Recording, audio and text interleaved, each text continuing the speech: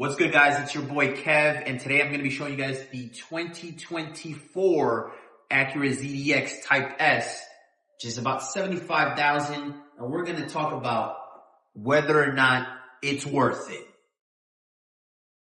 All right, so we got to talk about the exterior of this car because, again, for a price tag of $75,000, you want to make sure that you're getting something that looks good. Take a look at the front. Come on. You got your standard Acura jewel headlights, which are nice. They pop. It looks sexy. The same way you're going to look driving this car for, again, 75 grand. You want to make sure that it's a car that stands out. You're also going to have a nice aerodynamic bumper here. And because it's an electric car, you know, most electric cars are going to have that flat front because, again, aerodynamic. You're going to have this flattened out grille. But it's nice because if you look at any other Acura, you could have that shattered glass appearance. You still technically have that. It's just built into the material of the car. But here, look, let me show you something else.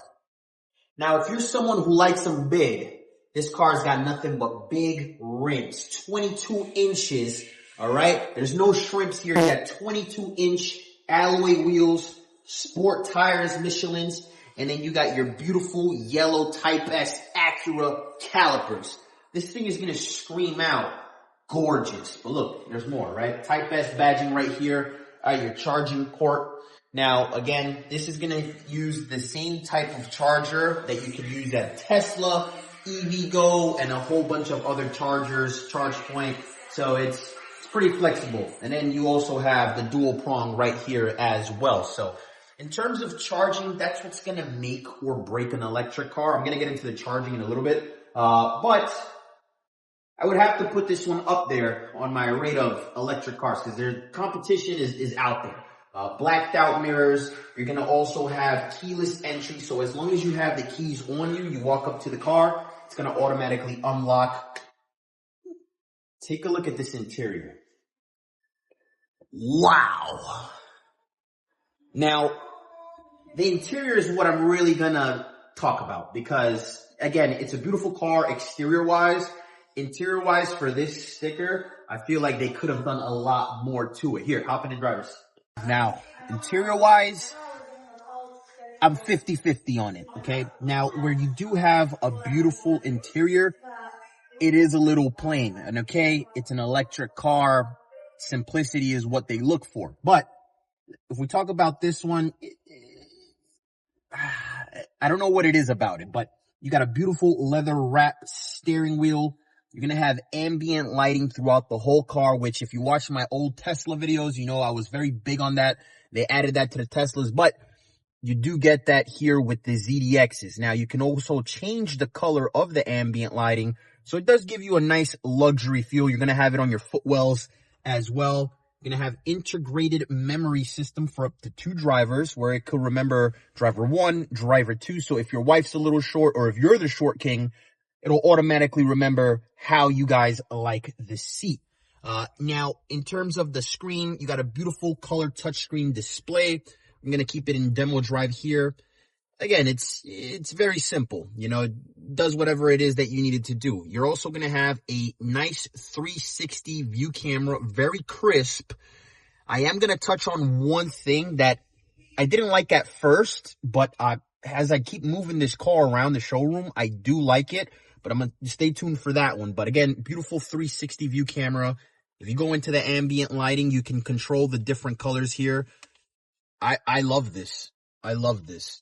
Many colors to choose from. Brightness you can change. And you can have 2 different colors for your footwell and for the rest of the car. Beautiful leather interior. Type S, you're going to have the Type S, logo right here.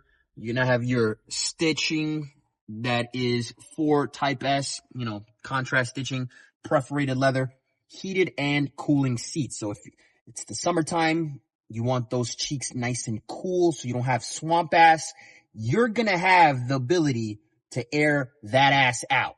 Heated seats for when it's wintertime and you want to get out the car with swamp ass, you do have that feature. So swamp ass approved. wireless charging, cup holders, nice pad right here, USB-C ports, nice deep storage. Take a look at that. You're going to be able to put a lot of things in there, and it's, lit. And you could stuff your phone here. I like it because a lot of times cars don't have where you can kind of put your phone up, so you kind of end up putting it in the cup holder, and then it's flipping flopping. I don't like that, but this I really like. But it is a nice interior. I guess what it is for me is that it just feels a little cheap right here.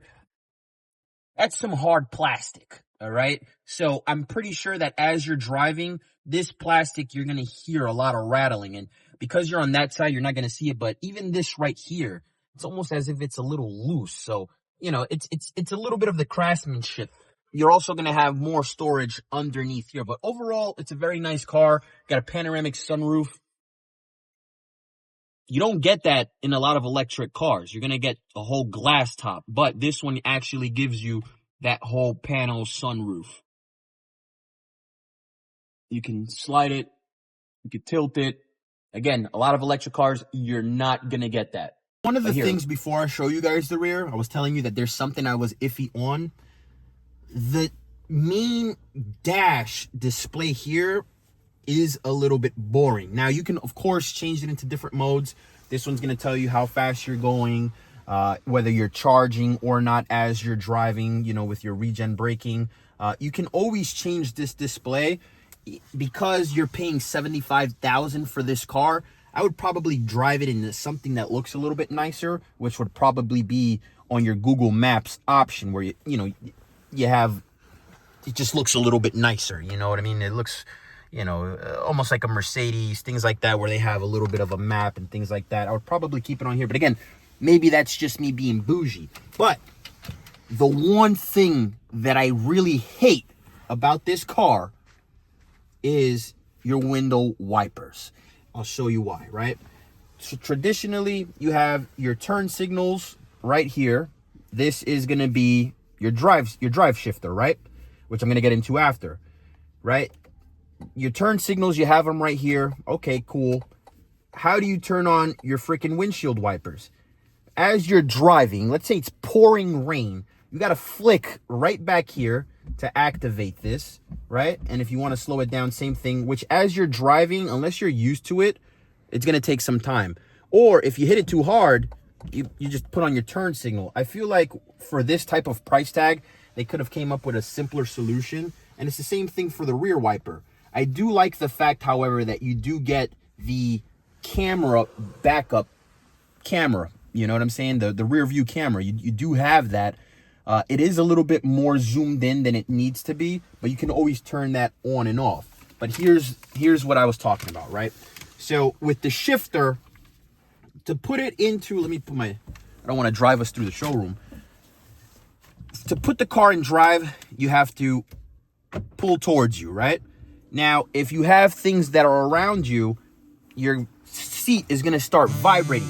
At first, it threw me off because I don't want to sit on a vibrator. I'm not into that. However, I get it now. It's a safety feature, right? To put it into reverse, you got to, again, pull back, pull forward, switch up. You're going to get that vibration again. And now if you want to go and put it into drive, again, you're going to pull down, pull back, and put it in down. And then to park, you just press the park button. Again, nothing crazy. I don't like having to just pull it forward. Like, it should just be a little bit more simple. It could get a little confusing. You're doing a freaking U-turn in the middle of Brooklyn. This is going to take you forever. All right? But come, let me show you the rear. Oh, lot of space. Now, again, if you're looking for a comfortable car for your passengers, you got a lot of leg room here. Obviously, that seat's moved up all the way, but you do get a lot of leg room. I'm 5'9". Again, I'm not a giant, but I'm also not a midget, which I'm sorry if, that offends anyone. But I got a lot of leg room, and this chair is all the way back. So you do get a lot of space. You got your rear climate control right back here. Let me turn on this light just to get a little bit more visibility.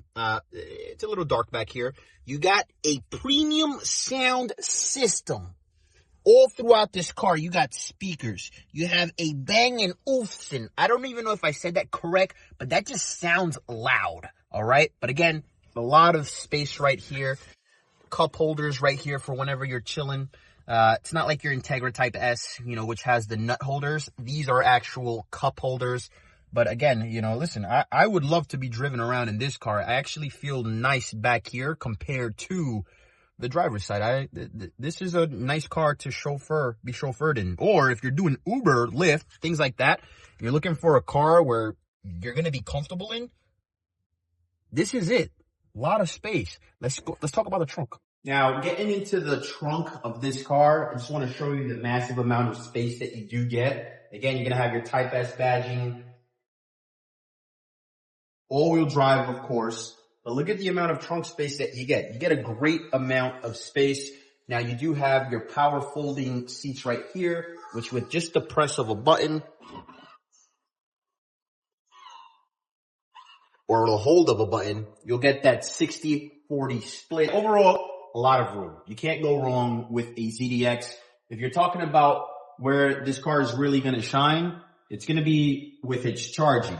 Now, if you go with a full charge, you do get about 278 miles. However, when you really think about EVs, that's not a real 278. That's perfect driving, like a turtle. That's driving without any AC or heat, without certain levels of sound. A lot goes into it. So don't go so much based off of that. In terms of charging time, if you plug this into a regular charger, a level 1, it's going to take, or I would say, you know, about a level 1, about 11 hours. 11 hours. So make sure you have your plans tripped ahead. I don't know if that made sense. But anyway, or if you are going to go use a level 2, level 3 charger, obviously your charging speeds are going to be a little bit faster. You're going to get about 20 minutes, you're going to get up to 80%. So not bad, not bad. So listen, comparing it to a lot of different cars, you know, is it better than some of the Toyota EVs? Absolutely. Is it better than a lot of the Kia EVs? In my opinion, absolutely. Is it better than the Hyundai Ioniq 5? Absolutely not. Where this is going to kill it is in the size.